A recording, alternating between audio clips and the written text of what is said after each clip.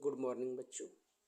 आज हम पढ़ेंगे संख्या पद्धति क्लास 9 अध्याय 1 और इसमें हम बात करेंगे इस चैप्टर से रिलेटेड जितनी भी महत्वपूर्ण बातें हैं। तो आइए जानते हैं कि जो हमारी संख्या पद्धति है उसके अंतर्गत जो है किन किन चीज़ों का हमें अध्ययन करना होता है।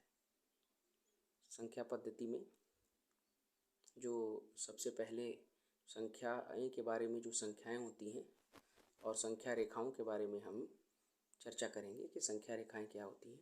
जैसा कि आप देख सकते हैं कि संख्या रेखा एक सीधी लाइन हम खींच लेते हैं और उस लाइन पर 0 से लेकर और 1 2 3 4 5 ऐसे करके अंकित कर लेते हैं। इसके अलावा भी हम कुछ और तरीक़ों से भी संख्या रेखाओं को प्रदर्शित करते हैं जो इस प्रकार है।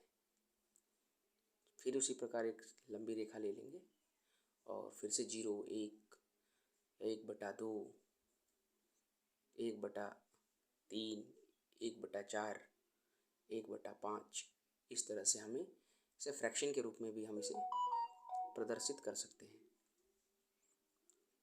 अब आइए कुछ आगे की तरफ और जानते हैं कि और इस चैप्टर में हमें क्या क्या जानना है। जैसे कि संख्या कितनी प्रकार की होती हैं। संख्याएं जो हैं आपकी मूलतः जो है 2 प्रकार की होती हैं। पहली आपकी वास्तविक संख्या और दूसरी जो होती है आपकी काल्पनिक संख्या। जो काल्पनिक संख्याएं होती हैं इनको हम 10वीं के बाद 11वीं और 12वीं पढ़ते हैं कि वास्तविक संख्याओं को भी 2 भागों में जो है क्या कर लिया जाता है तो बांट लिया जाता है। काल्पनिक संख्याएं अभी नहीं पढ़नी है तो अब हमें सिर्फ वास्तविक संख्याओं के बारे में ही जानकारी रखनी है। तो आइए जानते हैं कि वास्तविक संख्याएं जो होती हैं वो क्या होती हैं। वास्तविक संख्याओं को भी 2 वर्गों में बांटा गया है। पहले जो होती है आपकी परिमेय संख्या होती है और जो दूसरी होती है वो आपके जो होते हैं आपके अपरिमेय संख्याएं होती हैं। अब परिमेय संख्याओं को कौन से आते हैं तो परिमेय संख्याओं के अंतर्गत प्राकृतिक संख्या जिसे हम n से प्रदर्शित करते हैं। दूसरा है पूर्ण संख्या आती है पूर्ण संख्या जिसे हम W से प्रदर्शित करते हैं। अगला है आपका पूर्णांक संख्या क्या है आपका जिसको हम Z से प्रदर्शित करते हैं। और फिर क्या है आपका भिन्न जिसे हम फ्रैक्शन बोलते हैं। आइए जानते हैं कि जो प्राकृतिक संख्याएं होती हैं वो कौन कौन सी होती हैं। जैसे 1 2 3 4 और 5 जो होती हैं क्या है आपकी प्राकृतिक संख्या है। बात रही पूर्ण संख्याएं कब कहाँ शुरू होती हैं तो 0 से जो संख्याएं शुरू होती हैं वो क्या होती हैं आपकी पूर्ण संख्याएं होती हैं। अब पूर्णांक क्या होते हैं तो पूर्णांक संख्याएं जैसे 0 1 2 3 4 5 इधर -1 -2 -3 -4 -5। फ्रैक्शन क्या होता है जिसे हम अंश और बटा में हर के रूप में लिख लेते हैं। वो हमारी क्या होती हैं भिन्न होती हैं चाहे फ्रैक्शन होती है। जैसे 1/2 2/3 4/7। तो इस तरह से हमने समझा कि वास्तविक संख्याओं को 2 भागों में बांटा जाता है। एक होती है आपकी परिमेय संख्या और एक होती है आपकी अपरिमेय संख्या। परिमेय संख्याओं में प्राकृतिक संख्या पूर्ण संख्या और फिर आपकी पूर्णांक और फिर क्या हो गई आपकी भिन्न आ जाती है। अब आइए समझते हैं कि आपकी जो परिमेय संख्याएं होती हैं वो क्या होती हैं। किसे हम जो है परिमेय संख्या कहते हैं। परिमेय संख्या क्या होती है तो प्रत्येक वह संख्या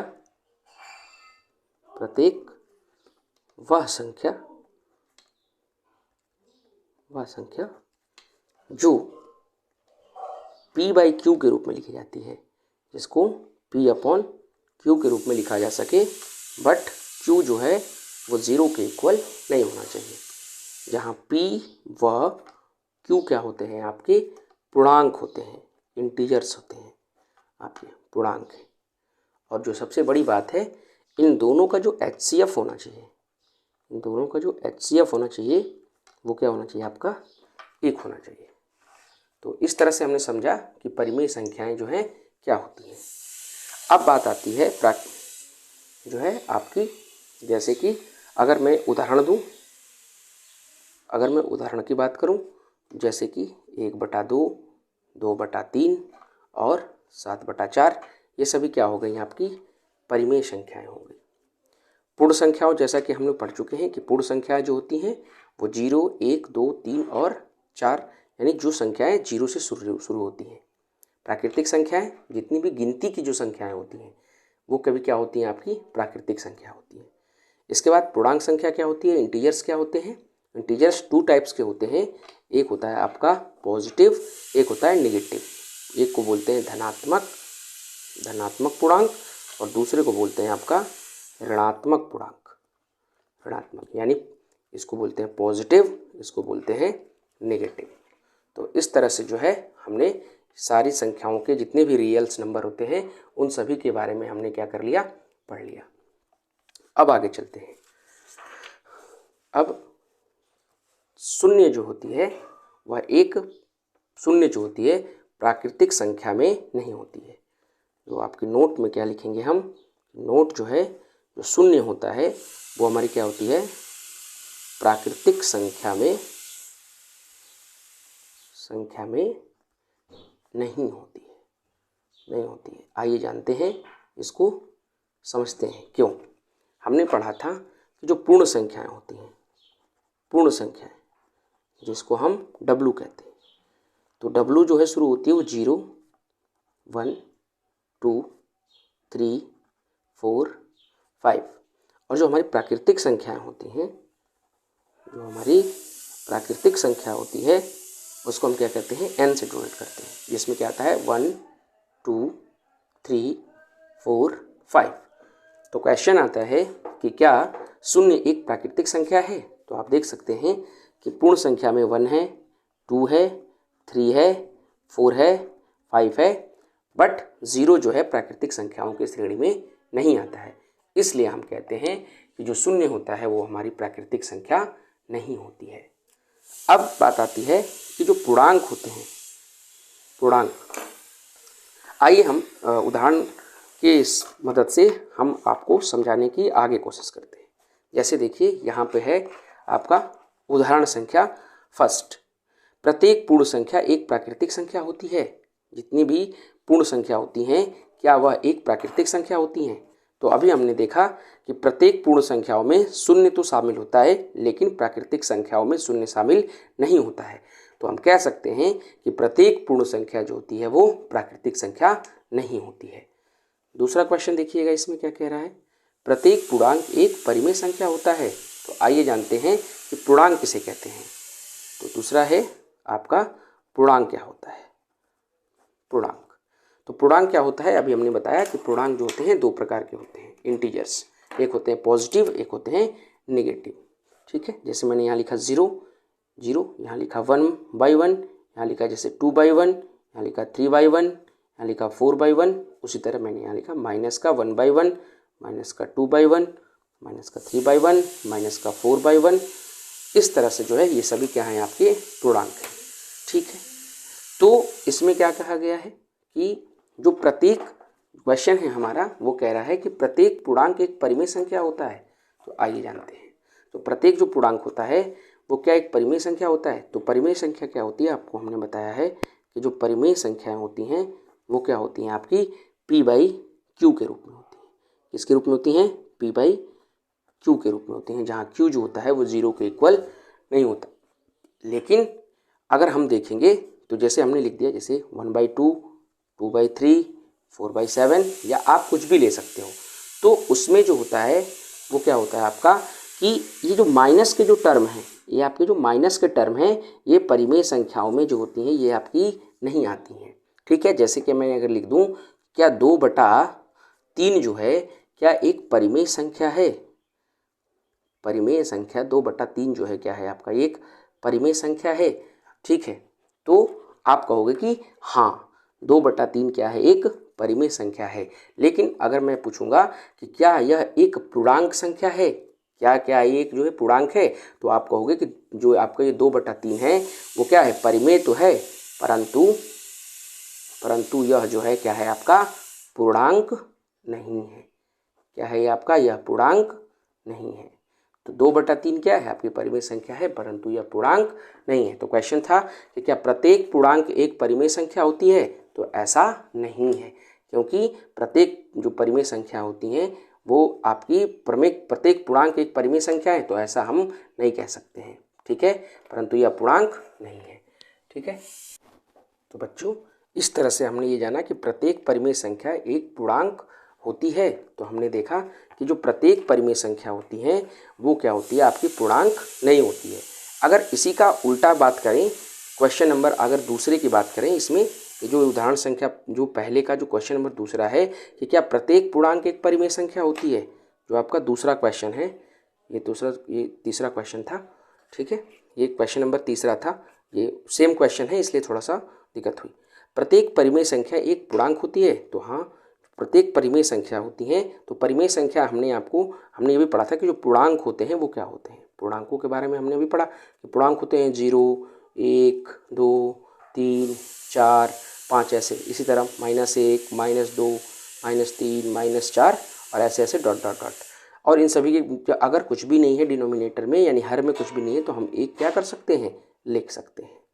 तो हमने इस तरह से 0/1, यहाँ पे 1, यहाँ भी 1, यहाँ भी 1, यहाँ भी 1, तो हम कहेंगे कि जो प्रत्येक पूर्णांक है ये सभी क्या आपके पूर्णांक है, और ये सभी किस फॉर्म में है p/q के फॉर्म में है। तो हमने पता है कि जो परिमेय संख्या होती है वो p/q के रूप में होती है, जहाँ q जो होता है वो 0 के इक्वल नहीं होता है। क्या होता है 0 के इक्वल क्या होता है आपका नहीं होता है। तो हमने इस तरह से क्या जाना कि ये सभी जो हैं क्या हैं आपकी p/q के फॉर्म में है। तो हम कह सकते हैं कि प्रत्येक पूर्णांक एक परिमेय संख्या होती है। तो कहेंगे हाँ प्रत्येक पूर्णांक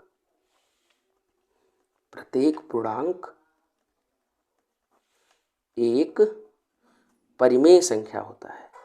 परिमेय संख्या बोले तो रैशनल नंबर, परिमेय संख्या होता है, ये हम कह सकते हैं। तो आइए चलते हैं अब हम एक्सरसाइज की तरफ और एक्सरसाइज सॉल्व करते हैं 1.1। हमारी जो प्रश्नावली 1.1 है उसका क्वेश्चन नंबर है कि क्या शून्य एक परिमेय संख्या है, क्या इसे आप p/q के रूप में लिख सकते हैं, जहां p और q क्या है आप एक पूर्णांक है। तो आइए इसको जानते हैं। तो हमने पूछा है क्वेश्चन में कि क्या शून्य एक परिमेय संख्या है, तो हम कहेंगे हाँ शून्य क्या है आपका ये क्वेश्चन नंबर फर्स्ट है। तो आप कहोगे कि हाँ शून्य क्या है आपकी एक परिमेय संख्या है।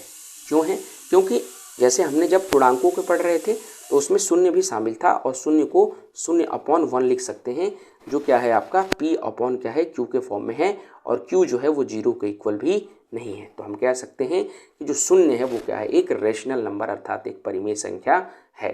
तो क्या लिखोगे कि शून्य एक परिमेय संख्या है, शून्य एक परिमेय संख्या है, परिमेय संख्या है। ठीक है, क्यों है तो रीजन देंगे, क्योंकि क्वेश्चन में कहा है क्योंकि शून्य को हम क्या लिख सकते हैं 0/1 लिख सकते हैं। ठीक है, और 1 जो है वो क्या है आपका 0 के इक्वल नहीं है।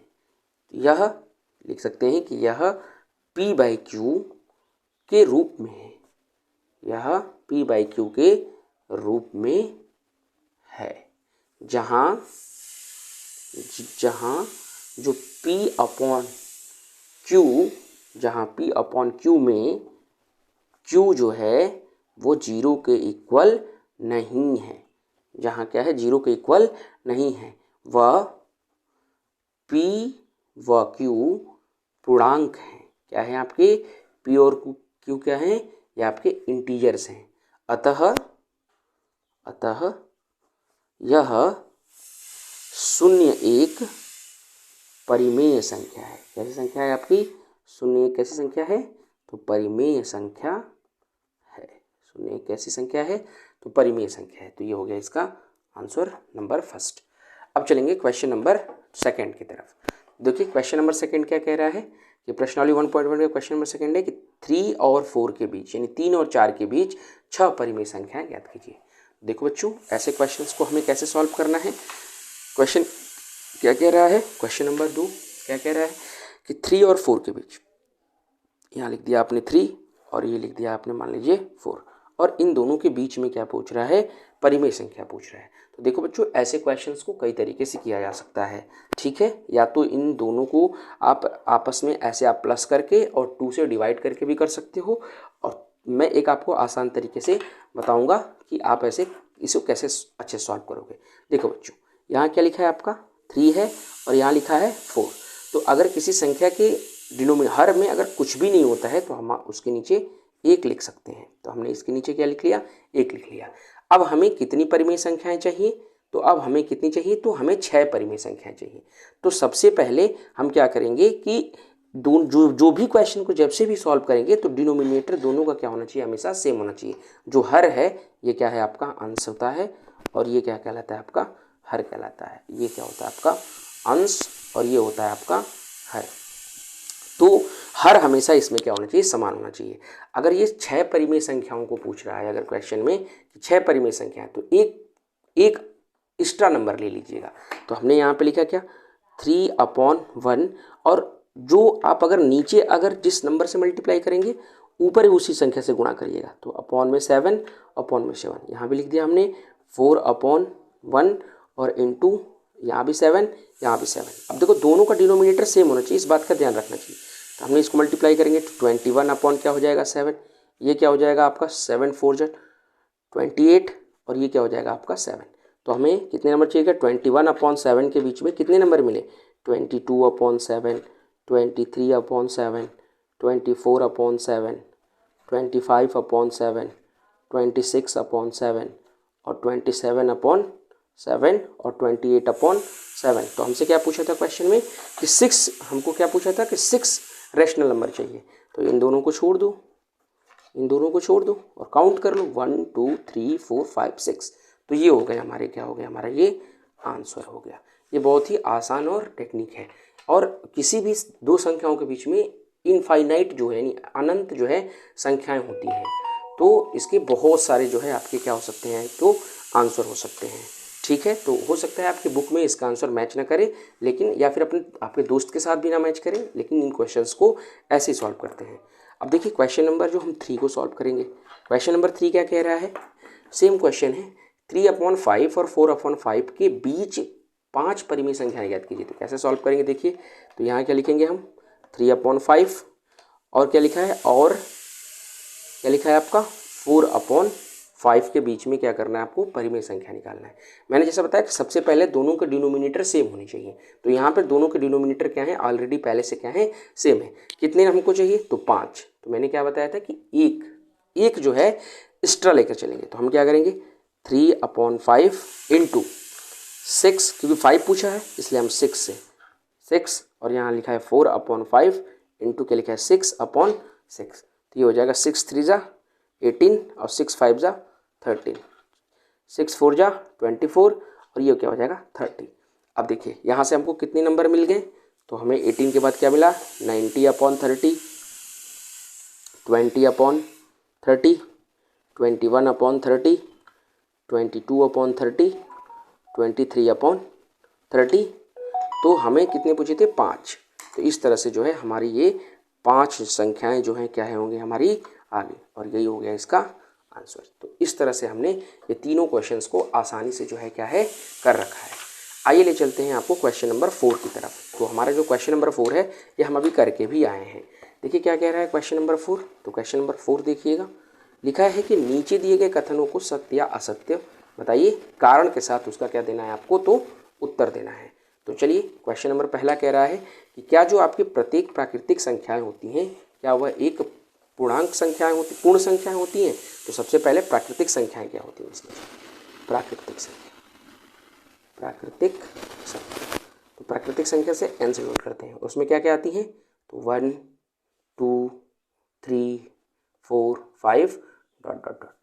फिर क्या कह रहा है, पूर्ण संख्या। तो पूर्ण संख्या हमने आपको बता रखा है, पूर्ण संख्या को होल नंबर बोलते हैं, इसको डब्ल्यू से।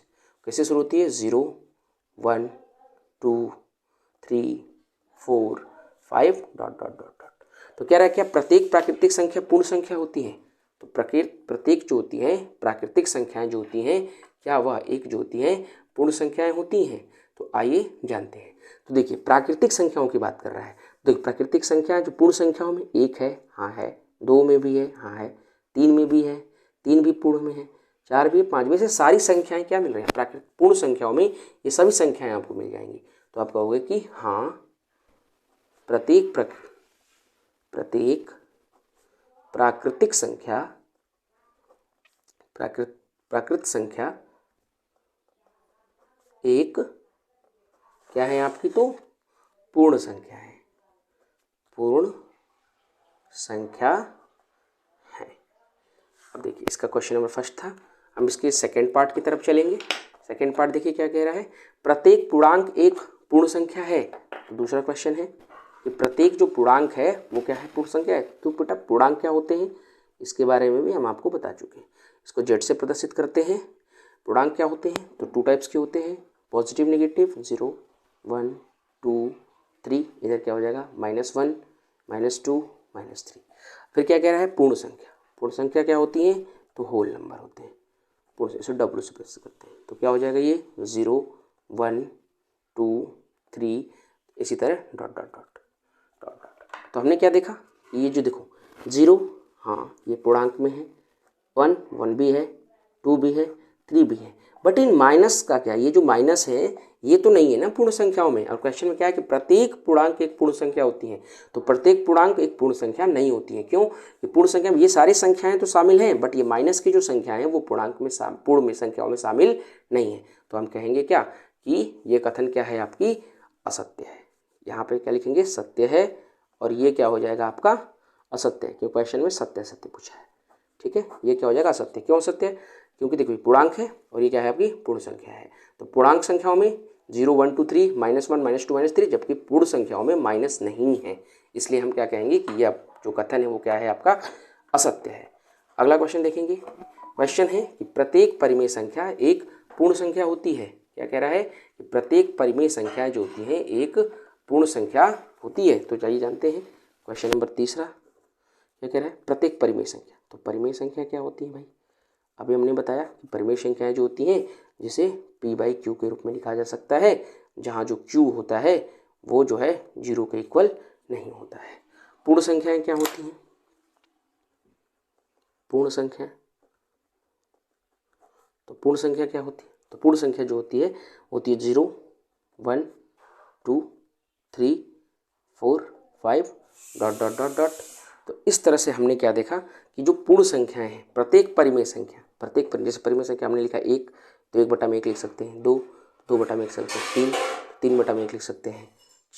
उसी तरह जैसे 0, तो 0/में भी 1 लिख सकते हैं। तो हमने क्या देखा कि इस सभी जो जितने भी पूर्ण संख्या हैं वो सभी क्या है परिमेय संख्याओं की कैटेगरी में आ रहे हैं। तो हम कह सकते हैं कि यह कथन भी क्या है आपका सत्य है कि प्रत्येक जो परिमेय संख्याएं होती हैं वो क्या होती हैं आपकी पूर्ण संख्या होती हैं। तो प्रत्येक परिमेय संख्या जो होती है